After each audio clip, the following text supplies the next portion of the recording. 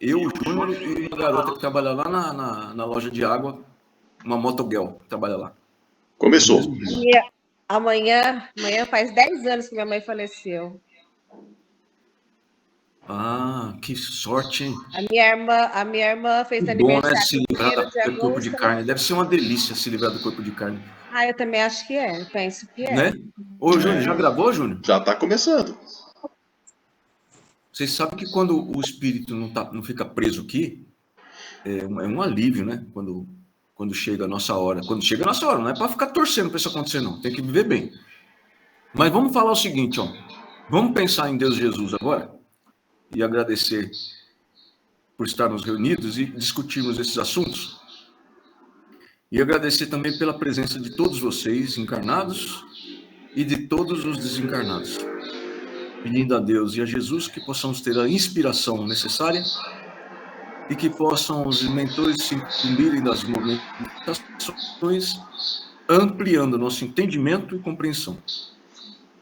Graças a Deus e graças a Deus e a Jesus. Hoje, como é a primeira live do mês, não sei se já repararam, mas nós teremos uma sabatina. Vocês sabem o que é sabatina? Não adianta você querer sair não, minha filha. Você está pensando que o pessoal não está vendo você fazer assim, ó? Você só está com o microfone desligado, mas está todo mundo vendo você fazer assim, ó.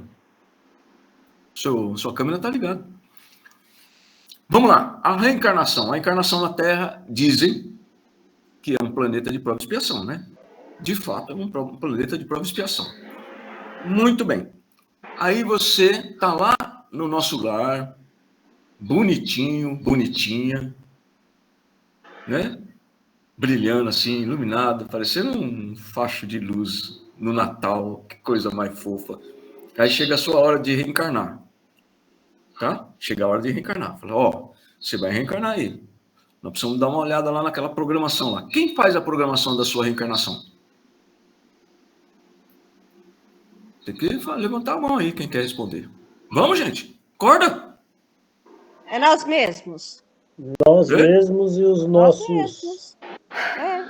Isso mesmo. Aí nós temos, na reencarnação, nós temos uma programação.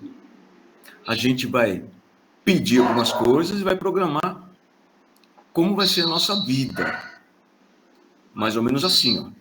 Aonde você vai nascer, com quem vai ser seu papai e sua mamãe, e aí vai se organizando tudo, tá? Desde esses detalhes de que país, que cidade, que bairro, que família, que tudo. Desde esses detalhes até o projeto do seu corpo. Você vai projetar o corpo espiritual e o corpo de carne. Vai ter um projeto lá do seu corpo de carne, tá?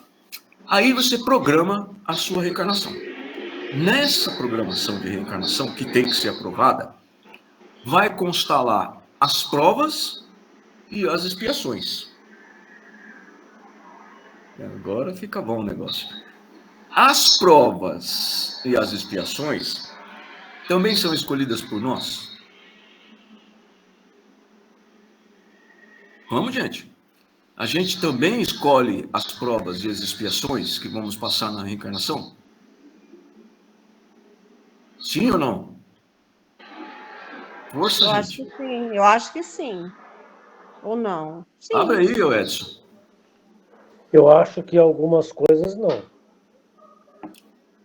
Por exemplo? Por exemplo, se a gente deixou coisa para trás aqui na outra encarnação, a gente vai voltar para resgatar isso daí. Tá, então vamos começar do começo? Vamos. Quando a gente pergunta se quem programa as suas provas e as suas expiações, não é melhor a gente primeiro saber se todo mundo sabe o que é prova e saber o que é expiação? Por exemplo, expiação, o que vocês acham que é?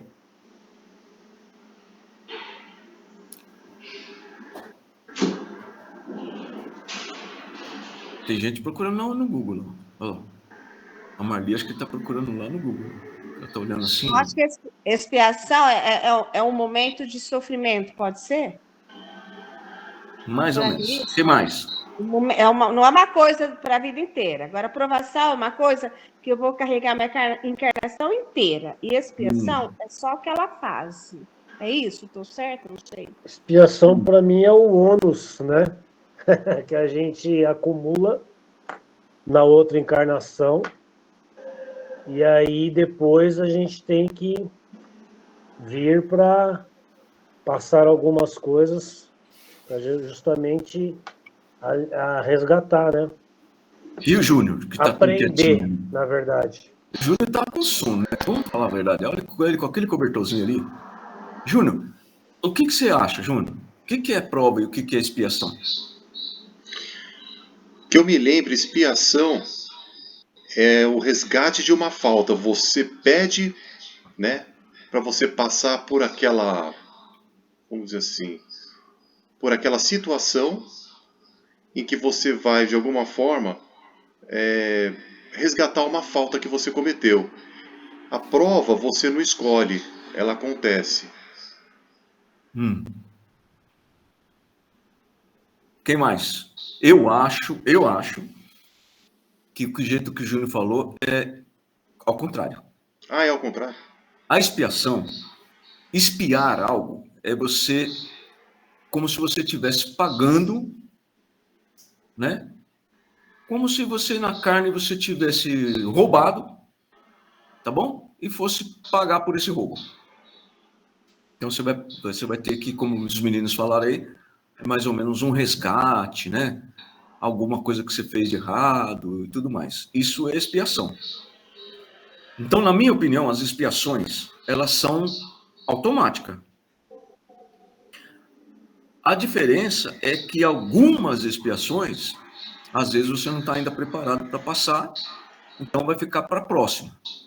Mas expiar, pagar as dívidas, não é você que escolhe, você tem que pagar as dívidas. Vocês já ouviram falar mais ou menos assim, ó?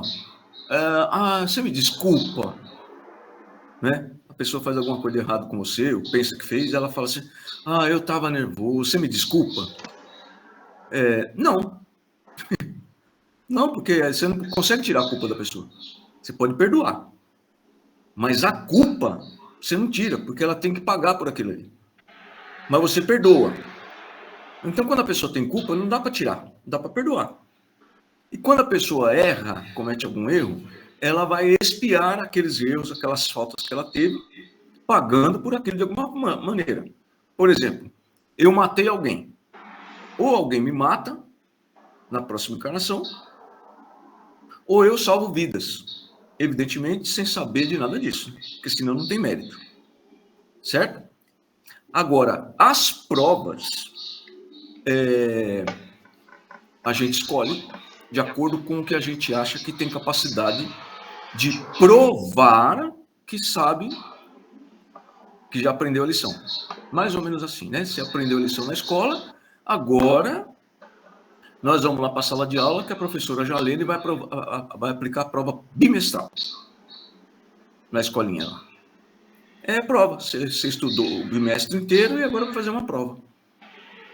Agora, tem provas que você também não consegue aprovar na sua programação, porque você não vai passar, todo mundo já sabe, porque você tem professores e mestres lá que sabem se você tem ou não capacidade de passar por essa prova. Porque ninguém vai mandar você aqui só para sofrer. Isso é ignorância no sentido de não conhecimento, tá? Isso é ignorância das pessoas em relação ao amor de Deus. Tá? Deus não vai permitir uma encarnação só para ver você sofrendo. Então você vai expiar as faltas? Vai. Desde que você tenha condições de pagar a falta que você fez. Então, por exemplo, você matou alguém, você acha que já está na prova sua, ou melhor, na expiação sua, que você vai ser executado, que você vai ser assassinado? Não, porque senão Deus teria permitido que alguém viesse para o mundo para te assassinar. Deu para entender?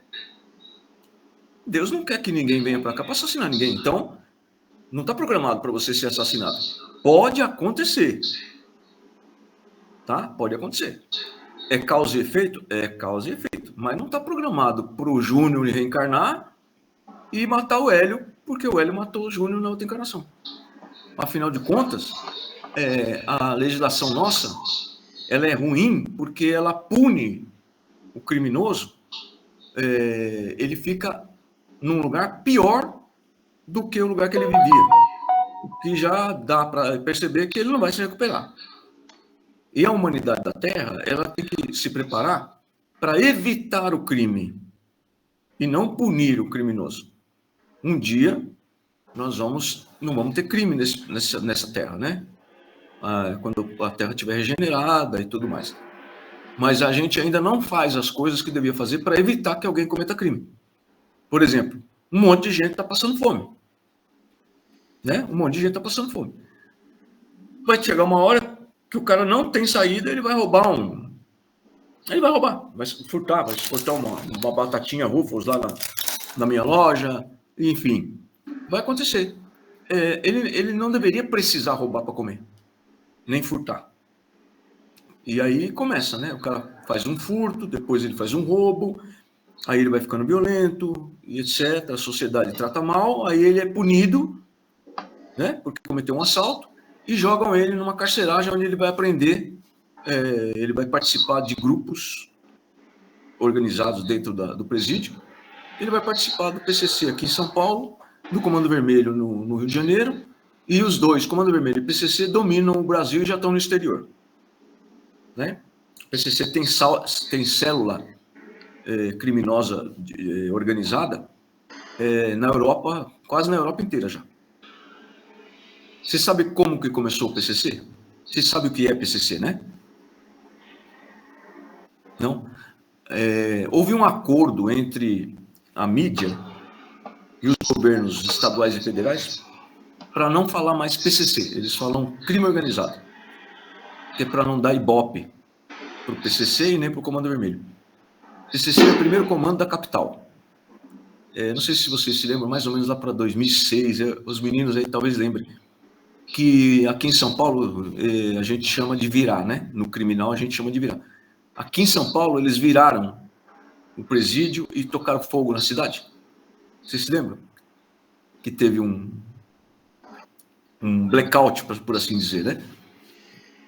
E o PCC, ele tem algumas separações. Agora, vocês sabem por que o PCC começou a existir? Então, o PCC é o primeiro comando da capital, tá? É uma instituição criminosa, evidentemente ilegal, de organização dentro dos presídios. Ela começou dentro dos presídios. E é lógico que de dentro dos presídios, esses caras comandam o crime lá fora. O PCC começou porque eles estavam morrendo de tudo quanto é doença que vocês imaginam e dormindo em celas com ratos, sendo espancados o tempo todo. Haja vista uma das coisas mais terríveis que aconteceu, né, antes do PCC existir, foi o Carandiru. A tragédia do Carandiru aconteceu antes do PCC. Aí o PCC, os chefes do crime dentro do presídio não tinha esse tipo de organização. Eles começaram a se organizar para sobreviver dentro do presídio. Então imagine o seguinte, o presídio é um negócio assim absurdamente ruim, tá?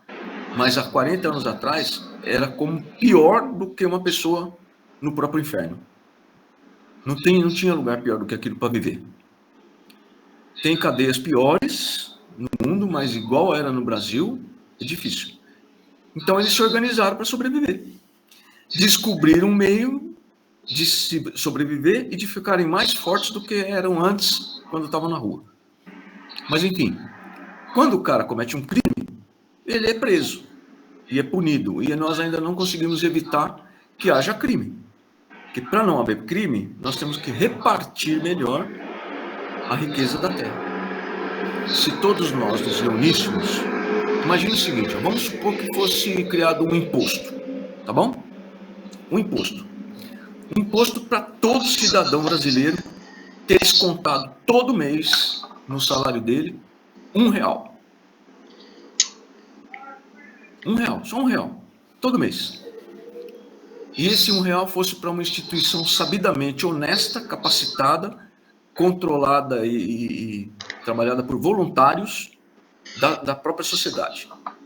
Pessoas de renome, pessoas sabidamente honestas, trabalhadoras, bondosas. Por exemplo, vamos supor que fosse possível você organizar isso numa entidade controlada, organizada, por 100 Chico Xavier. Deu para entender? Pessoas sabidamente honestas que não colocariam a mão em nada. Não existiria fome no Brasil.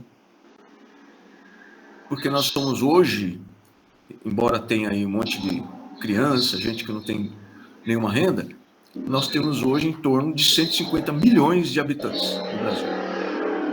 Então a gente arrecadaria 150 milhões de reais por mês, né? E não ia doer no bolso de ninguém. Ninguém ia ficar pobre por isso.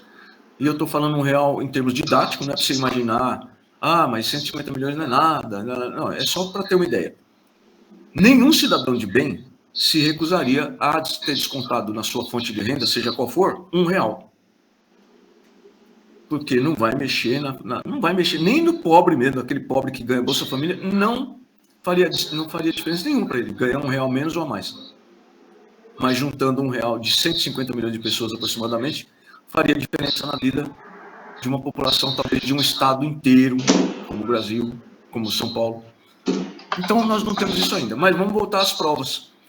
As provas, nós escolhemos as provas que queremos passar, tá? E elas não são pela vida inteira, tá bom? Isso também é um pouco de falta de conhecimento e de fé na bondade de Deus. Vamos lá, no Livro dos Espíritos, essa é fácil, hein? Essa é fácil. Inclusive a Marli respondeu isso um dia desse atrás. Qual é a primeira pergunta do Livro dos Espíritos? O Júnior estava dormindo? Praticamente.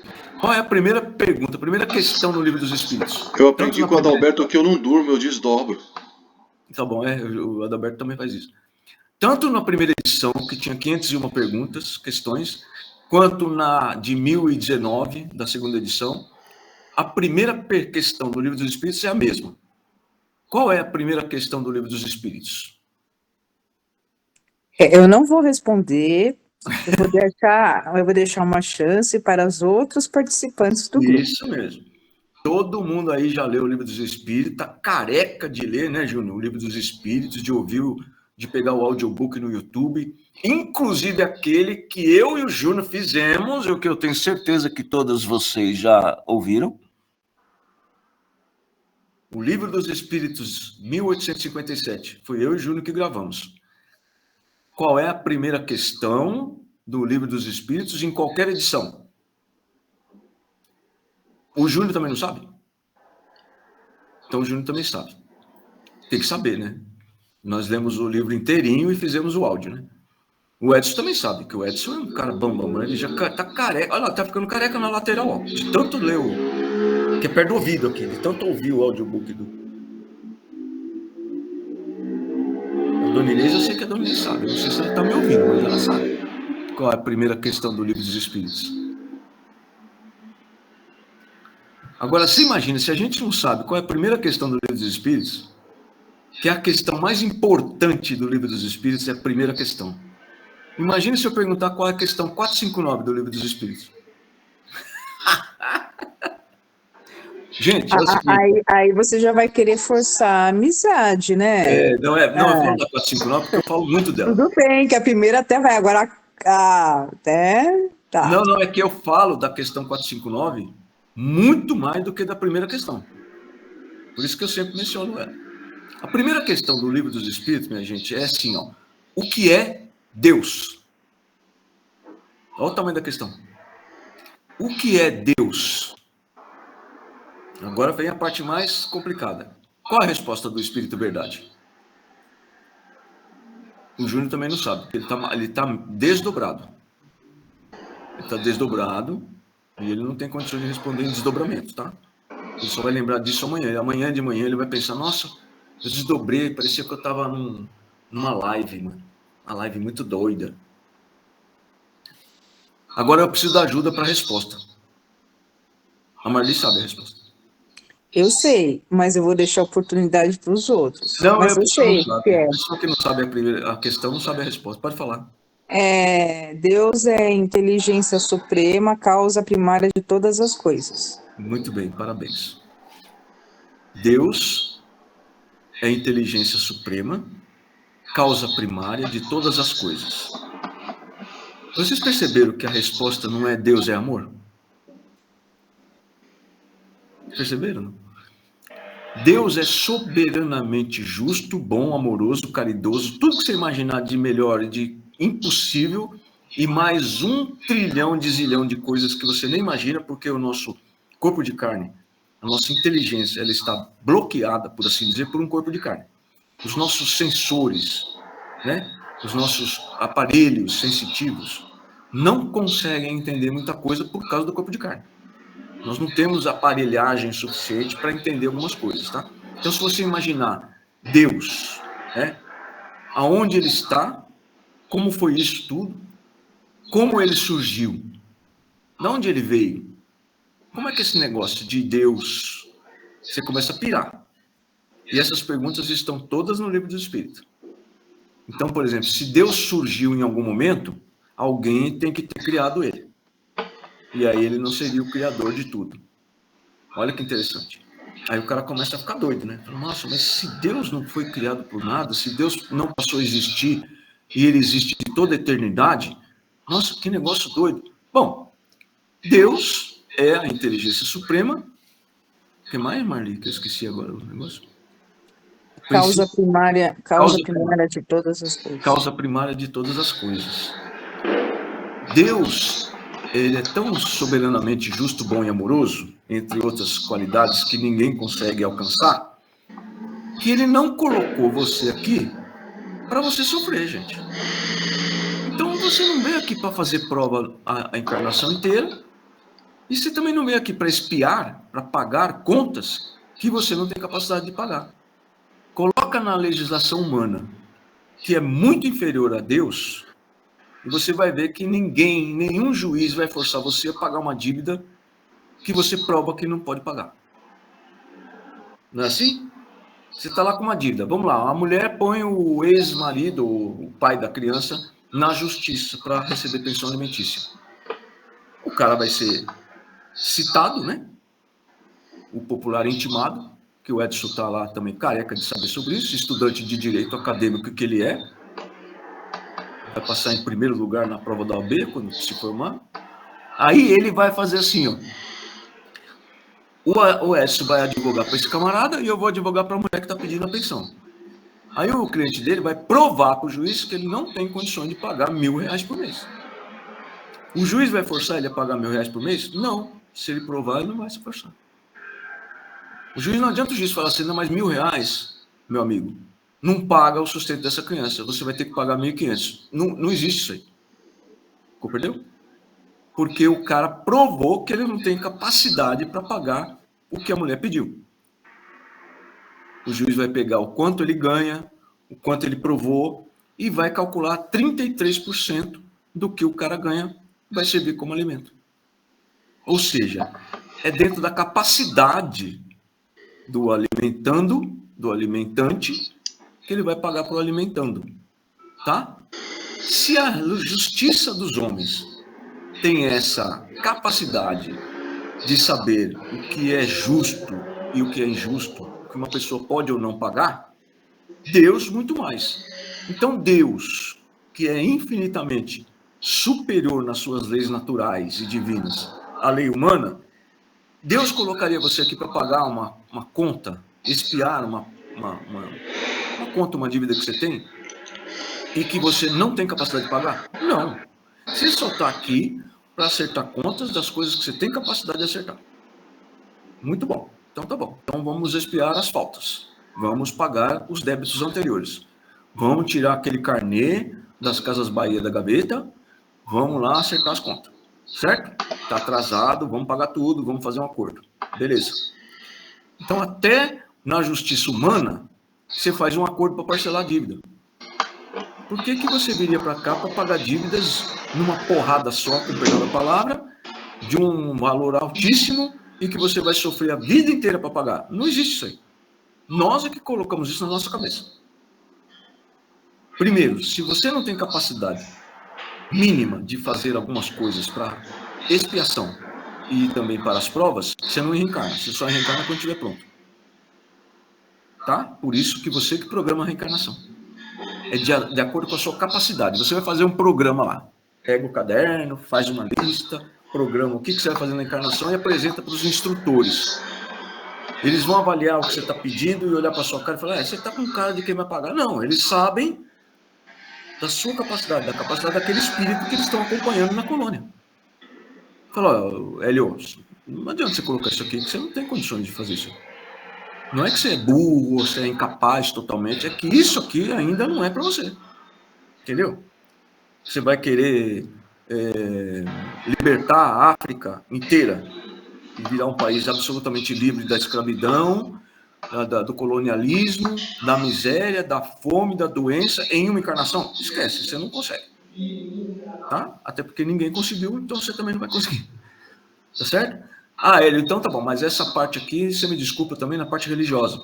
Você quer ser papa para reformar a igreja católica, e a igreja católica não vai ser mais aquilo que é, vai ser uma coisa simples, vai distribuir tudo que a igreja católica tem de riqueza pelo mundo inteiro. Esquece, você também não vai fazer isso. Então, você não vai vir para cá para fazer coisa que você não pode fazer, que não consegue. Porque tem gente superior a nós que sabe, conhece o nosso espírito. Compreendeu? Agora nós vamos para as provas. Você vai fazer prova. Você vai provar. Quando você vem aqui para provar, você vai provar o quê? Você não vai provar que você aprendeu algumas coisas? Você sabia que você aprende muito mais desencarnado do que encarnado? Por isso que você vem fazer prova? Sabia? Então veja bem, olha que interessante. O cara vem para cá e nós temos aqui um tempo. Ele é mais ou menos linear, né? Vamos dizer assim. A gente interpreta o tempo você olhando uma linha da esquerda para a direita. No mundo espiritual, no espaço, no mundo espiritual iluminado, o tempo não passa assim, tá? O tempo que você está aqui, por exemplo, eu vou viver 85 anos. Nesses 85 anos aqui da Terra, pode ser que lá no espaço, na colônia, seja um piscar de olhos. Não dá para você perceber, você entendeu? Lá não tem essa noção do tempo. Tanto é que André Luiz, quando saiu do umbral e foi para a colônia, esse tempo que para ele parecia muito rápido, né? Depois que ele saiu do umbral, porque durante o umbral parecia uma eternidade, mas depois ele foi para a colônia. Quando ele conseguiu a primeira incursão para ver a família dele, a mulher já estava casada, o filho já era médico, aquela criancinha já era médica, e ela já tinha casado e já tinha uma filha com mais ou menos 8 anos de idade, que já sabia, inclusive, tocar piano. É muito rápido. Então, você lá, no mundo espiritual, você aprende. Se fosse fazer uma comparação, porque é difícil, né? Se lá não tem tempo, como é que eu vou comparar? Imagine que lá, durante 10 anos, né? 10 anos lá, você aprende mais do que 85 anos aqui. Então, você aprende muita coisa lá. Pô, mas eu aprendi tanta coisa, o instrutor. Eu queria provar que eu aprendi. Queria provar que eu aprendi. Então eu vou provar quando eu estiver reencarnado. E os caras sabem o que você pode provar, o que você pode, o que você aprendeu e o que você tem condições de passar na prova. Tá? E a prova não é a encarnação inteira. São provas, várias provas. Eu aprendi a amar o próximo. Você vai viver amando o próximo, mas é uma coisa boa, não é um sofrimento. Tá? Eu aprendi que a minha mãe é uma pessoa maravilhosa. E aí eu vou reencarnar como filho dela e vou cuidar dela a vida inteira.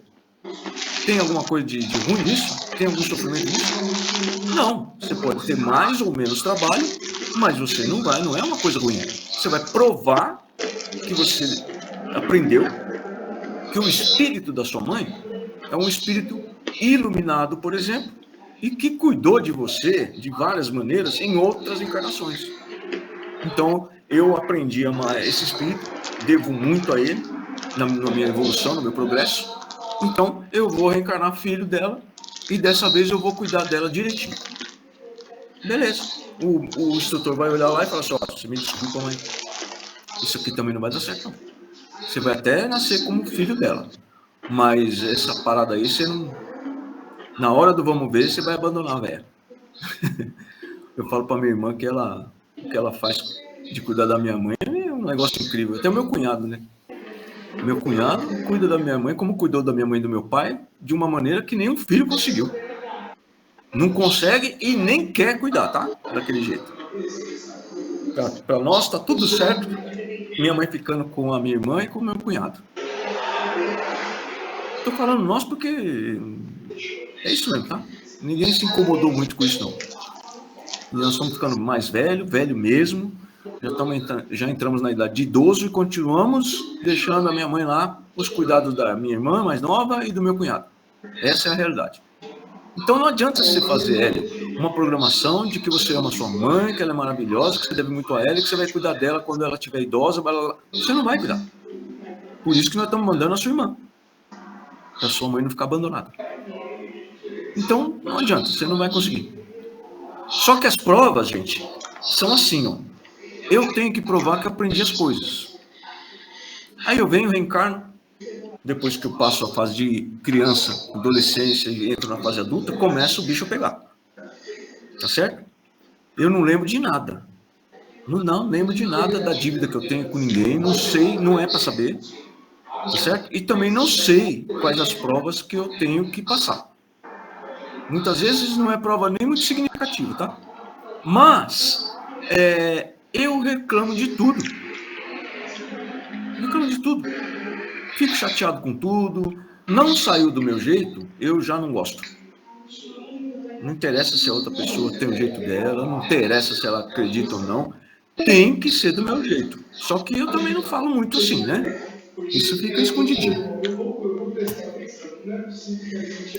Isso fica escondidinho. Então, o que eu faço durante a encarnação? Eu faço exatamente o contrário do que eu tinha que fazer. Eu vim aqui para pagar os débitos, estou simplificando, tá, gente? E provar as coisas que eu aprendi. Quando eu reencarno, que eu esqueço de tudo isso, dessa programação, numa fase mais adulta, até alguns espíritos mais jovens, tá? Porque são aqueles espíritos mais super inteligentes, mas geralmente na fase adulta. Eu não só não cumpro o que eu prometi, a minha programação, como eu arrumo problemas com aqueles a quem eu programei resgatar e programei provar o que eu aprendi. Então, por que na encarnação a gente sofre? Isso mesmo, porque as outras pessoas causam problema para nós, certo? Não, errado. Somos nós que causamos problema para nós.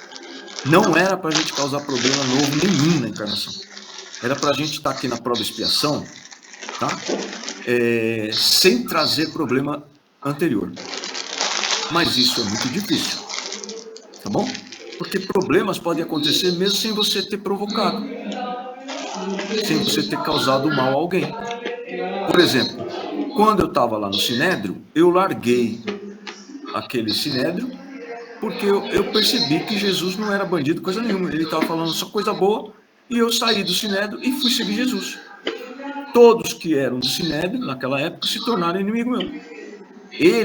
Eu me tornei inimigo deles, tá? Eles me transformaram em inimigo, porque os cristãos, naquela época, os homens do caminho, eram tidos como inimigos, tá bom?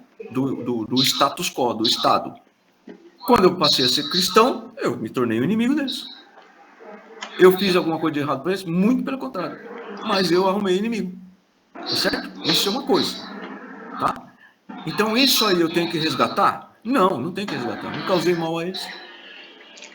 Eles são necessitados e eu vou ajudá-los sempre que for possível. Eles vão me perseguir, desencarnados principalmente, e eu vou, na medida do possível, cuidar deles. Como aconteceu ontem, né, quando nós atendemos um dragão aqui da igreja, e E foi punk ontem, viu? Foi punk. Até quem não é de chorar, chorou. O Edson parecia uma criança chorando. Tadinho. Mas aí é o seguinte, as provas que nós temos não é nada disso que vocês estão pensando. Esse sofrimento que vocês estão passando é consequência de coisas e de escolhas que você fez nessa encarnação. Tá certo? Você quer ter que pagar essas penas, essas dívidas na próxima encarnação? Não! Acerta tudo agora. Entendeu? Declara uma vida nova para você. Faz coisa boa. Você sabe o que acontece? Você vem com uma mochila. Tinha um grande amigo que falava isso. Você vem com uma mochila, tá? Nas costas. E nessa mochila, você tem um monte de coisa para resolver e um monte de prova para fazer. Conforme você vai fazendo coisa boa, tá? Esquece a expiação e esquece a prova. Conforme você vai fazendo coisa boa, você vai colocando dentro da sua mochila coisa boa. Tá bom? Então, coisa boa. Coisa boa, coisa boa, coisa boa. Para de escolher errado. Tá bom? Para de escolher errado. Às vezes você está escolhendo uma coisa que você acha que já está determinado porque você fez a escolha lá atrás. Não. Todo dia você faz escolha nova. Entendeu? Você escolhe, por exemplo, continuar vivendo como você está. Compreende? É uma escolha atual. Ah, mas essa minha vida já vem assim há muito tempo. Eu já escolhi isso lá atrás. Não, você está escolhendo todo dia continuar a viver desse jeito. Você está vivendo mal? Você está tendo problema no seu relacionamento, com o seu marido, com o seu namorado, com a sua mãe, com o seu pai, não interessa, no seu trabalho? Está vivendo errado? Você tem que fazer alguma coisa diferente, porque aí você vai estar escolhendo viver melhor essa situação. Se você escolher viver do mesmo jeito, numa situação que para você é um problema criado lá para trás, nessa encarnação, você está novamente todo dia escolhendo viver de novo isso errado. Você escolheu permanecer no erro. Compreendeu? E é isso que faz com que na próxima encarnação, esse erro dessa encarnação vai passar para a encarnação seguinte. Não faça isso, acerte esses erros agora. Para você vir mais ou menos como vem um missionário de outro planeta superior ao nosso. Ele vem aqui para ajudar. Por exemplo, espíritos velhos. Espíritos velhos, gente, ele não tem muita coisa para pagar não, viu, de dívida. Ele tem inimigos. Mas inimigos, qualquer um pode arrumar. Como eu falei para vocês agora, sair do Sinédrio e seguir Jesus. Você pode arrumar inimigos sem fazer mal a ninguém. Mas dívida que prejudicou alguém, espírito velho, dificilmente tem. Dificilmente. Claro que tem espírito velho que só tem inteligência e não tem moralidade. Lógico. Mas você pensa assim, da onde veio o Chico Xavier para ajudar a gente aqui? Tá certo? Divaldo veio de um mundo superior ao nosso. Tá bom? E ele tinha um espírito que ficou desencarnado por séculos, a quem ele ainda devia, que era o Homem da Máscara de Ferro, né? Vocês devem ter visto lá no filme de Divaldo. Mas isso é uma coisa secular, milenar. Ele não criou nessa encarnação ou na anterior, ele criou lá longe, entendeu? Então as dívidas de um cara desse com outros espíritos são mínimas. Mediunidade. Por que o médium tem mediunidade perturbada? Porque ele não é espírito velho. O espírito velho não tem mediunidade perturbada. Sabia? O espírito que tem mediunidade perturbada é espírito de mediana evolução. E por que vem e não vem todo mundo com a mediunidade do espírito velho? Porque nós criamos um monte de BO, a pressão espiritual é muito grande, e mesmo quando você ainda não tem o seu psiquismo totalmente formado, vem a mediunidade. E aí a mediunidade faz você sofrer. E aí as pessoas falam, eu estou sofrendo, a mediunidade é um sofrimento. Mediunidade não é sofrimento, nunca foi e nunca será. Mediunidade é um instrumento, é uma conquista do espírito. Para de sofrer. Você continua fazendo escolha errada todo dia, você vai pagar por isso nessa encarnação e provavelmente vai levar para a próxima. Nós não viemos aqui para contrair dívida, gente. Nós viemos aqui para nos livrarmos de dívida e provarmos que a gente sabe amar. Tá? Porque o resumo de uma encarnação é fazer o bem. Para fazer o bem, se você não ama, não tem jeito. Tá? Então você fez escolhas erradas nessa encarnação? Muito bem. Ela permanece na sua vida? Permanece. Não deixe permanecer. Mude. Para de escolher permanecer no erro. Tá? Se você estiver escolhendo permanecer no erro, você está sofrendo porque você é bocó. Vocês já ouviram falar em bocó? No interior fala muito, que a minha família é lá de São João, e meus primos falavam assim, mas é um bocó mesmo. Então você está sendo bocó, tá? De continuar sofrendo. Porque você pode mudar a sua escolha hoje, nesse minuto. Tá bom? Aí a gente tem medo de mudar, porque todo mundo tem medo de mudança. Né? Então você está tendo medo de melhorar a sua vida. E não adianta você ficar pensando que a vida do cara é fácil, por isso que ele está falando isso. Não é, não. A minha vida não é fácil, não. Não é, não. Mas eu tenho situações que são diferentes das de vocês, de cada um. E cada um tem diferença do outro. Porque nós somos únicos. Por isso que ninguém paga a sua dívida, só você. Arrumou problema nessa encarnação? Conserta.